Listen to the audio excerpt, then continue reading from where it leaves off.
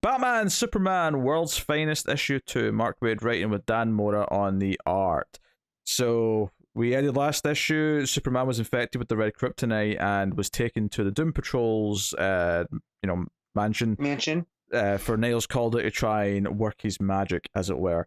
And I think the first issue had this weird thing where, because the first chunk of it was something we'd already read and it was oversized because of that. I mean, at least you still got a full issue's worth after that chunk. Yeah. But it made it kind of this weird read.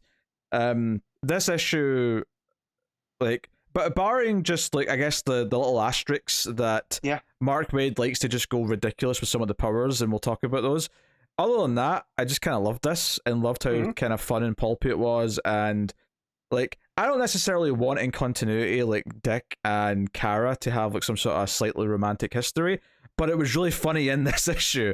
See when she shows up and you get the cold effect on the speech bubbles when they're Robin, Supergirl. It's I'm already entertained. Yep. Well, and it does feel like this is an alternate Earth, right? This is the world's finest Earth, if you will. It's golden or silver age adjacent, Yeah, it's definitely it's silver age adjacent with a little bit of just little sprinkles of things from continuity, but yeah, you've got they're working on Superman. Eventually it's Negative Man going into Superman's body, and we see there's a great visual. It's almost like Fantastic Voyage, but with Negative Man's spirit going through the body. Yeah, so Calder tries to do some operation on Superman to make sure that the radiation hasn't got to his heart, and then he realizes it doesn't matter if it's green kryptonite or red kryptonite, whatever, it's going to be Superman's death unless they can get all this radiation out, and they have to basically, because Negative Man he absorbs radiation, is that right? That he has to get into Superman's It varies a bit, but for the sake of this, sure. Yeah, that he has to get in there and absorb all that red K radiation, which I do like. And just Mark Waid just having fun, right? And then Dan Mora getting to draw all these different characters. It's just super, super cool. I'm not that familiar with the Doom Patrol, but seeing Dan Mora draw Robot Man, so sure, I think it's really cool. I mean, I've come to love those Doom Patrol characters. Between what I've read of Grant Morrison's run and the couple of seasons of the show I've watched, I've come to really kind of love a lot of Doom Patrol, and seeing those characters, even seeing just a quick flash of Mongol fighting Batman, Superman, and that little beat. Which what was funny is that it took me a second to even recognize him, because I'm so used to now the more modern new. Yeah, because this is the pulpy, vibrant colors, cartoony Mongol, which makes sense. Yeah, that is from A Man Who Has Everything, which is my favorite Superman story of all time. So of course, Mark Waid's going to pull from that, right? And I do also love the art shifts that Mora does. Right, so we get that one there where it seems more of that era, the heavier, bulkier lines. It's not as clean and crisp. It's a little bit flat. And then when we get to them retelling the origin of the villain, it becomes more fantastical, almost like a relief type painting or like a tapestry, which is it's really cool. But yeah, seeing that version of Mongol versus the the one that we have now, whatever, Mongol 243 or whatever one he is. Mongol who is. Point. Yeah. So, but yeah, no, just the Doom Patrol stuff. And when Batman he sneaks up on Robin and who was it? Yeah. And they both jump. I thought that was a real fun moment. Well, I actually really like the end of it where Batman smiles because he's happy Clark's okay. Yeah. And it's is Batman smiling? It happens. And you think we're spooky. Yeah, it's real good. Yeah. But yeah, so they find out that the person behind this is someone they're calling the Devil Necha, which I'd look up how to say that. Because I was going to say just say Neza, but yeah. So I looked up how to say it, and it is it's a mythological figure from Chinese folklore, which I'm wondering, seeing the Monkey King being drawn in there, I'm wondering if this is a way to get the Monkey Prince stuff you know, in mainline DC, which would be super cool because there's always room for those type of characters, especially, you know, how we end up at the end of this with Billy involved. Yeah, we should talk about this story that's told. It's only a couple of pages, but it's basically this emperor, this king, whoever, lost his son in battle and was so devastated that he tried to then go around every shaman and magic person to try and figure out, is there a way to resurrect my son? And he found nothing, and he spent his entire fortune, because he was filthy rich, but he ended up spending all of it, to the point where he ended up doing chores for a magician in the hopes, or a wizard maybe is a better term, in the hopes of just like getting the favor of like some way to bring his son back. And this magic man does give him this liquid to pour over his son's body, and the dark twist of the whole story is that he resurrects his son. It's been like 10 years since the son died, and the son is disgusted of what his father's become in order to bring him back. So no, we were, you're a pauper. We were important.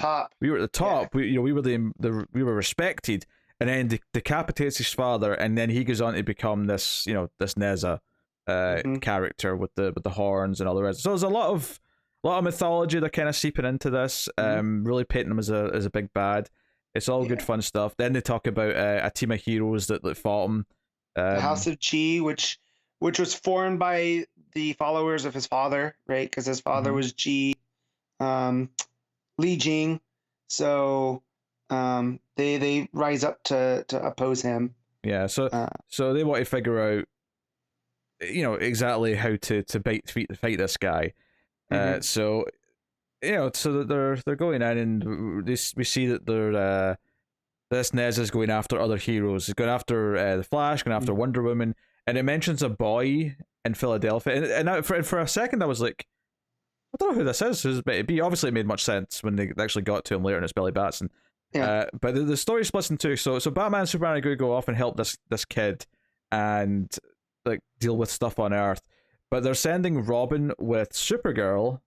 And this is one of the weird things where they've kind of added some, or I don't know if it's necessarily added, but like obviously we're super familiar with the Flashes running back in time, and that's something they really have with them.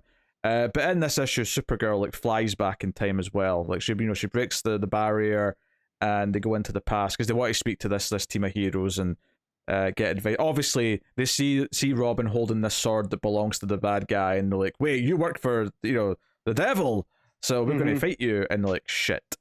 But that's kind of their plot line that they go on. But there's a lot of fun bickering between them, which honestly was pretty entertaining.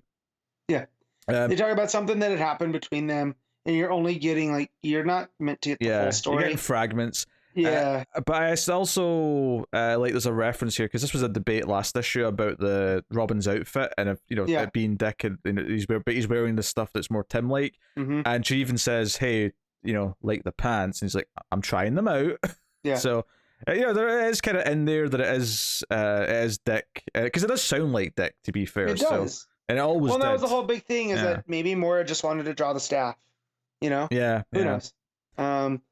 But yeah, no, that their whole thing, and her breaking the space barrier, I thought maybe that had to do something with the Doom Patrol, them knowing where this crack, maybe because they bring the sword. Clear. They bring the sword with them, so maybe the sword's got something to do with it. But it did kind of feel the other one was so when they're fighting Felix Faust, and Superman realizes, hey, he can still hear us, and he sort of whistles at a frequency to give him vertigo. I was like, this is not as ridiculous or as far-fetched as what Supergirl did, but it was still kind of one of those things where I never hear this get brought up with Superman. I'm not a big No, I mean, but the way they couch it makes sense with infrasound, which is sound that you can feel but not hear. Yeah, so it's at such a level.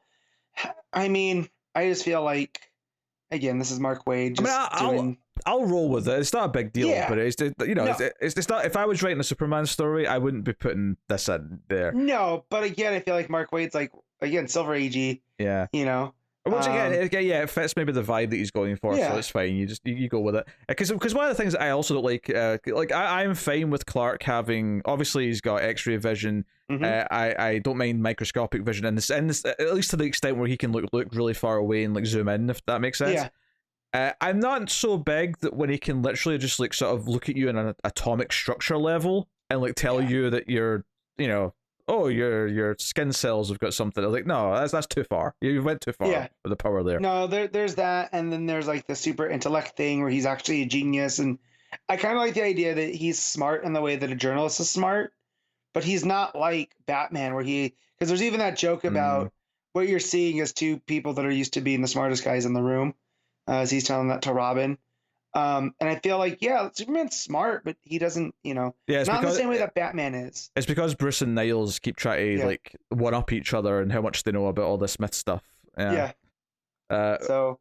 Yeah. No, I prefer that. Yeah, obviously he's a smart guy, but yeah, I'm not necessarily big on these super and like I don't want it to be a power. I just want it to be no. He's a bright guy who learns things. That's right. Fine. It's akin to when the Flash goes to read up on a subject, and because of the super speed, he can absorb it for that moment and know what to do.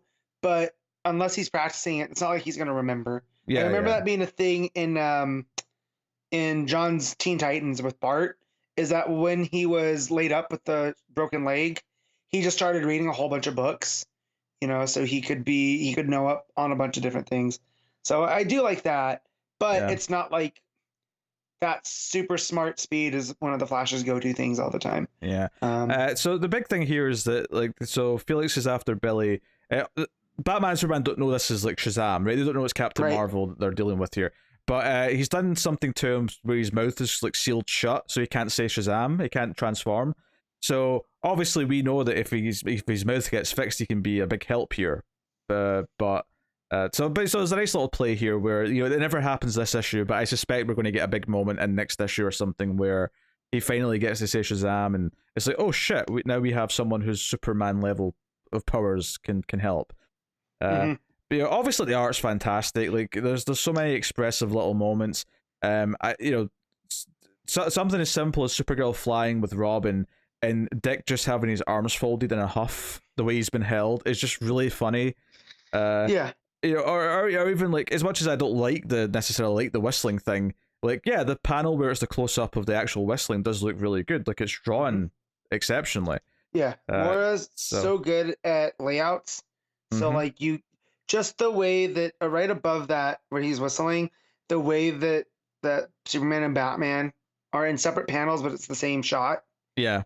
Right. It moves your eye with like whoever's doing his lettering and stuff. He must work really well with them. It's obviously, we compare it to film a lot because it's easy to talk about movie shots and the way things are edited and stuff. But what's interesting here is you don't have camera moves in comics, but separating one panel, which is really one image, but into two, is a way to tell you how to move your eyes. So it kind of is emulating a camera pan. Like, you're effectively giving the same feeling to the audience, to the reader / viewer, but through a different technique because it's a different medium. And it's funny to that's why it's so interesting to compare them, because ultimately the art form and the goals that it's seeking to achieve are the same. It's just that the techniques and the tools are different, and that's fascinating to me. Well, and that's why like when you hear like a comic is cinematic, right? Oh yeah, that's why that has meaning, and then other times you get some stuff where you're just like, oh, it works, but you don't get that same feeling. Here you get that feeling, just like even I'm looking at the Supergirl and Robin page, and just the way that it is laid out, and this also could be Waid too with his direction in the script. But it's just everything is, what you learn in film school with shot composition, and it's a really smart way to think about comics. It makes for an effortless read. Every form of storytelling, every medium of storytelling, is unique and has its own things, but a lot of the thinking and skills are, transferable between them. There's a reason for that, because the fundamentals ultimately all come back to the same stuff. So, the end of the issue is just that Felix doesn't need his wand anymore. He's been given like greater power by the devil, Ezra, and the end of the issue is that he seemingly put Superman, Batman, and Billy Batson in hell. They're surrounded by monsters and fire, and that's where we end up. And this is one of these things where, like, this might just feel like a throwaway, silly thing in if it was like a regular series, but because this entire thing's meant to be this pulpy Silver Age kind of like feeling to it, this just kind of brought a smile to my face. So It really feels like the Superman and Batman I started collecting way back in like 04. That was done by Loeb, where there are these stories that, they're using concepts that we're all familiar with from the mainline DC, but they kind of feel like they're off to their own. But that's like how he brought Supergirl back, right? And the Michael Turner, and eventually she got her own book, But at that time, it didn't feel like, Supergirl was going to exist outside of Superman, Batman, and that's how this kind of feels too. But I'm relieved because if this is just going to be its own little corner, that's fine, Yeah. Yeah, I really like it. I've been, I don't know, it's scratching an itch that no other book's scratching, I guess, is the best way to put it. So, yeah. What are you giving World's Finest issue to? I'm giving this an 8.5. I will concur with the 8.5. I will concur.